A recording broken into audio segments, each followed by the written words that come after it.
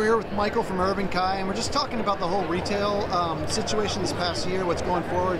Michael, you've had UrbanKai's been doing really well over the past couple of years. You're expanding. Like, what's been working for you, and what are the issues that you guys are facing on the retail side? I guess the biggest thing is realizing that there's a lot of players that are coming into the market, and realizing that there's a lot of key players that have been in this market a long time, put a lot of energy into the equipment that they design, and really looking out for the surf paddleboard family, and realizing that everything can be copied, and there are people that are doing things the right way, and put a lot of effort and research and development behind everything they do. And so realizing that we have to support those retailers and definitely make sure to reward those people that are designing this equipment. Yes, and I'd say all the vendors that put their time into this is something you just can't copy and go to China with. Yeah, and your effort to become less of a commodity sale and more of an expert, so that when they come in, you have people that really know the stuff, just like and carrying the gear from people that really know how to design it.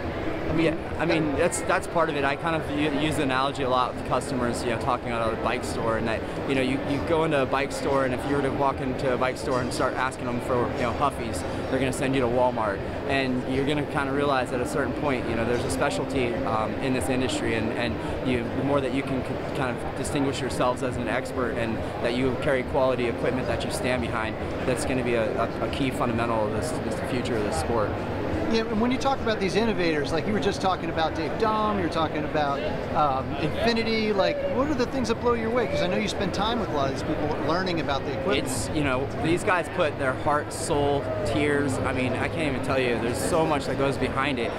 So when you see these people that, they've invested their livelihood and their lives to their sport, that's how much they believe in it. And so when you get people that just kind of knock that off and run with other, equipment, and they go straight to China with it, it becomes a frustrating thing. And Dave Dom, I mean, I've talking to some of these guys, that's his background, he's aerospace engineering, and there's no one better to talk to about how things move in water, or any surface for that matter, and including foiling, than him. I would definitely say. I'd say Dave Bainey, all these guys that are innovators behind it. Think of how much time they're putting into everything that they're doing, and I respect that, and that's something that you stay true to. And as a surfer growing up in Southern California, you always stay true to your shaper, you stay true to the boards you ride, and that's kind of, you support the local, and that's kind of what it's coming back to, and realizing there's so many people that are getting into the industry that you need to support the people that have been the backbone of the industry since day one. And on the other side of that, you're doing a whole hell of a lot on the community side where you are. I mean, you were talking a little bit about your work with the Special Olympics and Wounded Warriors. Like, tell us a little bit about what you have going on. Yeah, I mean, it's actually caused us to even rethink, the way that we operate our business, in the sense that the new dock that we're designing at our shop in downtown Tampa is actually going to be a special needs dock that people can access and put in a paddleboard or a kayak by wheelchair and pull themselves into their boat or pull themselves onto their board. So these are things that we've realized over the last couple of years. There's so many people getting into it that you kind of have to cater to all walks of life. It might be, I've taken out a group of ladies that were in their 70s, mid-70s, ladies group out, and the same day I took a 7 and 10-year-old out. So you got such a wide spectrum. So we're kind of realizing what works and doesn't work, especially when you have to launch off of a dock setup. It makes it kind of challenging sometimes to not have a beach. So yeah, that's been a huge thing, and kind of realizing that as the industry changes, you're going to have to change with it. The new shop location is kind of let us do that from day one.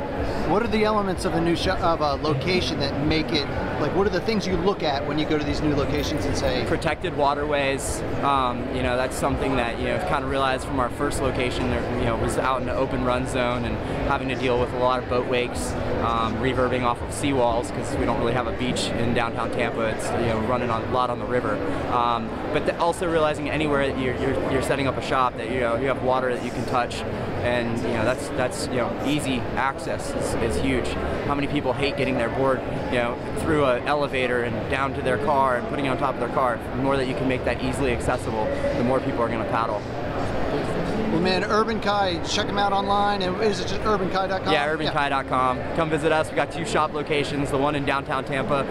It's really cool. It's almost like an urban setting, paddling through city buildings. And then the shop off the Gandy. I couldn't ask for a better location. You got so many manatee and dolphin right behind there, tethered to the Weeden Island Nature Reserve. So you can get lost in mangrove tunnels, and it's just it's a killer spot. And then you have a nice boating bar to come back to and have some food and a drink. So cool, man.